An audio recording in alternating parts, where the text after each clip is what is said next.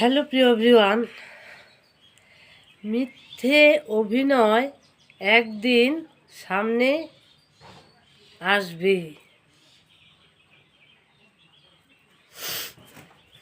কেউ চায় না তার প্রিয় মানুষটাকে সন্দেহ করুক, সম্পর্কটাকে নষ্ট করতে কেউ চায় না, কিন্তু যে মানুষটা মিথ্যের আশ্রয় নিয়ে একটা মানুষকে ঠকাচ্ছে এবং ঠকিয়ে যাচ্ছে তাকে তো ধরা পড়তেই হবে। মিথ্যে কথার কারণে বিশ্বাস ভাঙে, সম্পর্ক সবথেকে বেশি নষ্ট হয় মিথ্যা কথার কারণে।